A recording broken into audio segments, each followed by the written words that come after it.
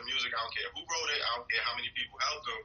Or I'm like really into the lyricism and the pen game. Like I can't respect. For every Little Kim and Foxy, you had an Eve, and you had a Gangsta Boo. Tune in now to the Almost Social. Hello, everyone. Thank you, Yuri. Appreciate you. All right, Troy. Shout out to the Herbal Tea Podcast in the building. Earth Tone. Hey. PZ.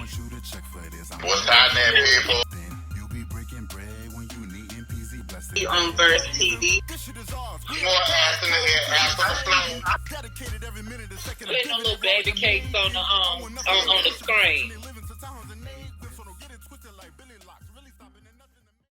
Yo, what's going on? It's your man Earth Tone. And it's your man PZP. And we are the hosts of the Herbal Tea Podcast. Hey, y'all tuned in to Verse TV, man. Verse TV, let's get it. Make sure y'all rate and subscribe, and don't forget to comment, man. Check us out. Check us out all day and tomorrow. All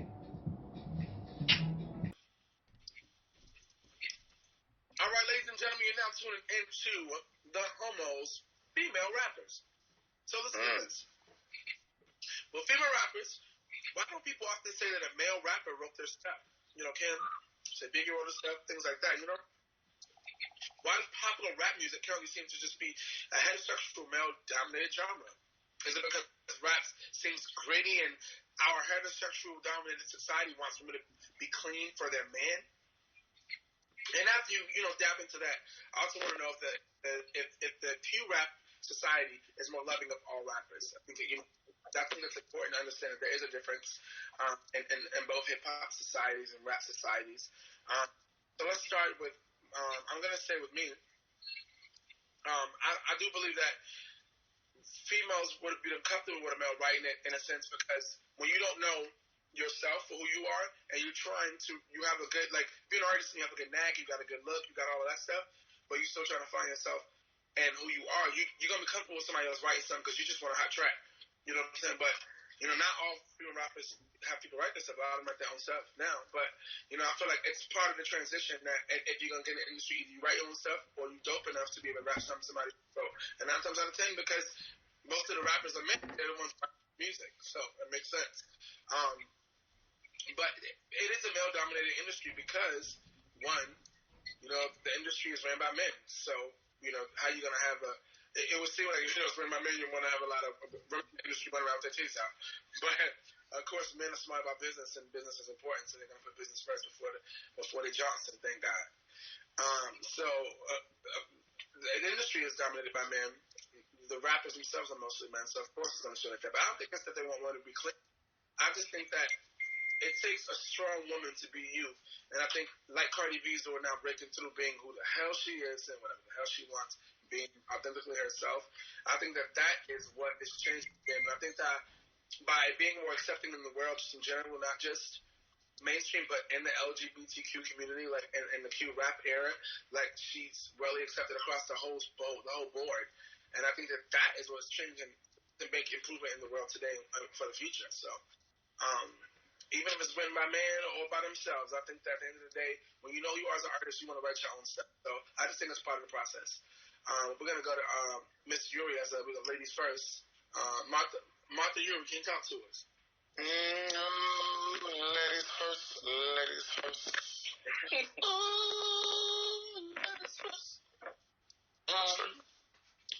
As far as female rappers not getting that credit when they write their own stuff and people assuming that men wrote it, I think it comes from, you know, it being a male-dominated sport, for one, and, you know, the thought that a woman isn't strong. So if you hear a rap and it's so solid, most of the time you think somebody wrote it for her.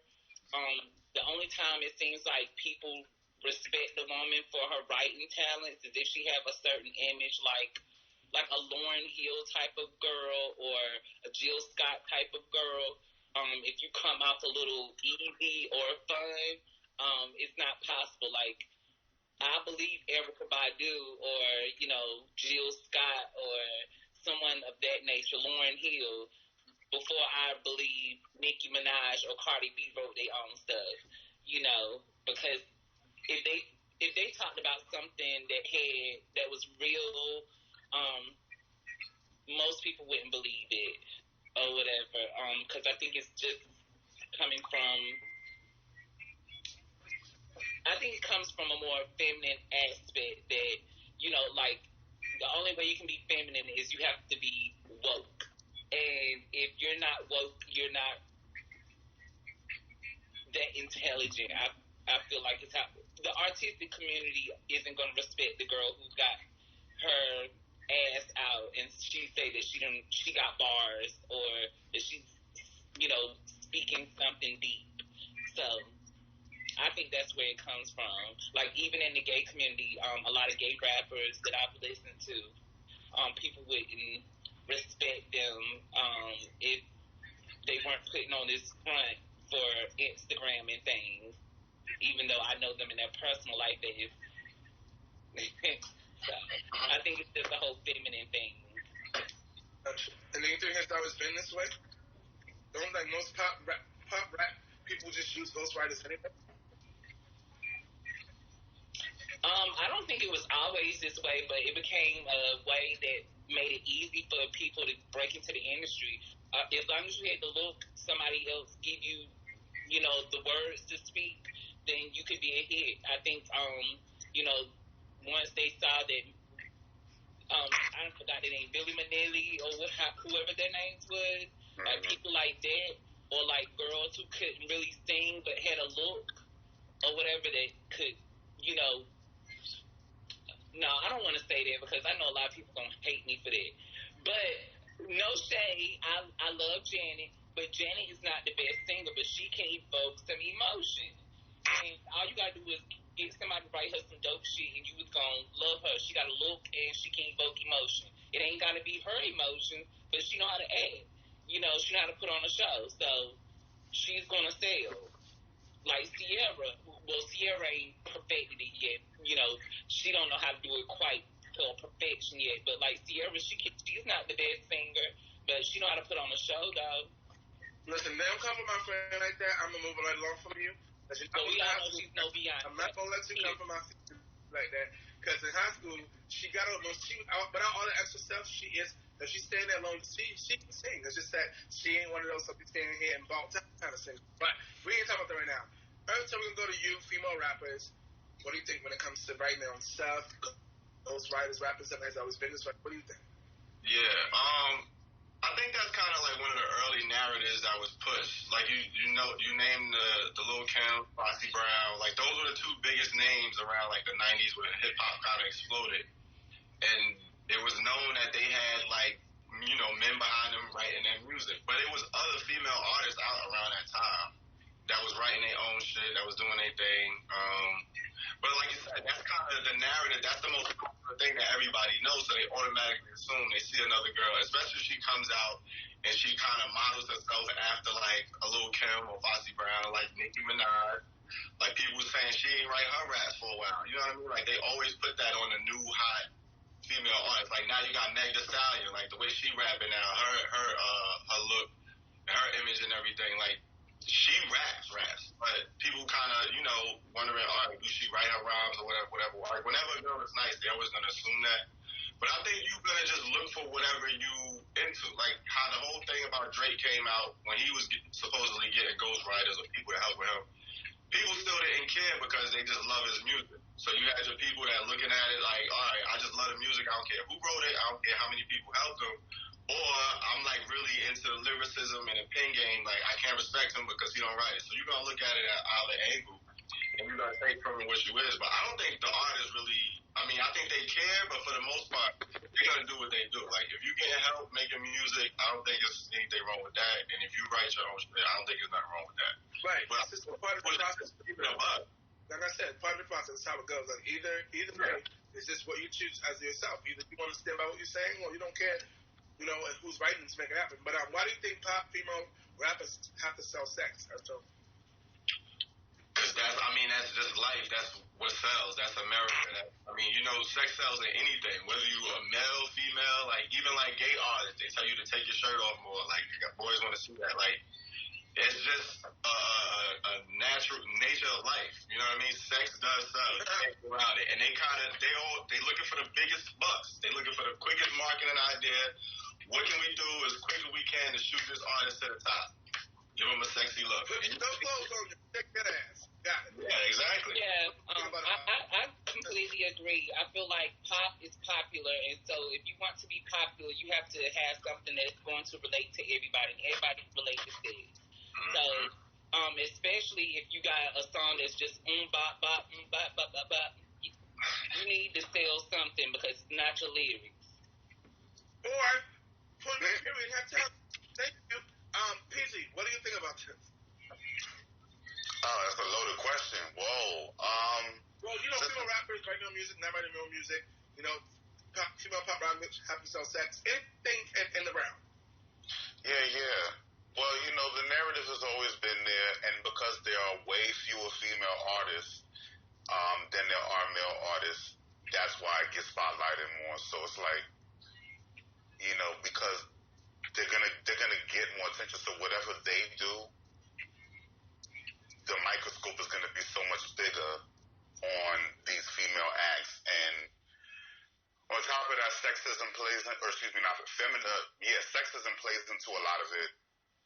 But for every Salt and Pepper, you had a Queen Latifah and an MC Lyte that was, that you were kind of trading their narratives. For every Little Kim and Foxy, you had an Eve and you had a Gangsta Boo.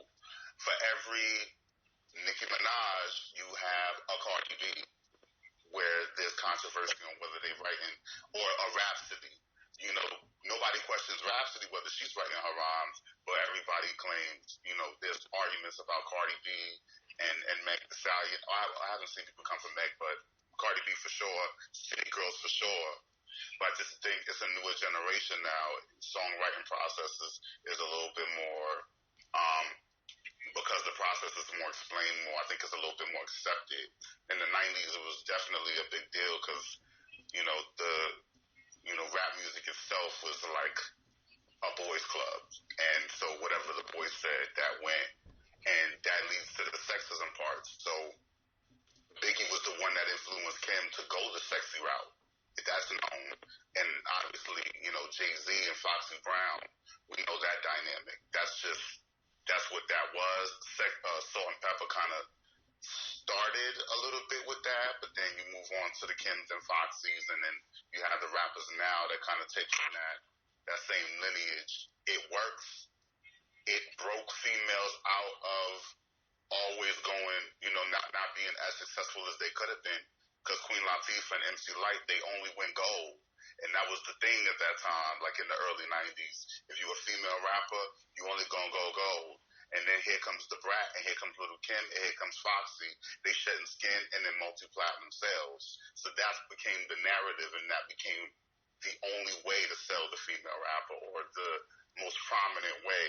So that's kind of why from my observation, that's kind of what I see. Whether it's a good or bad thing, it just depends on the viewer.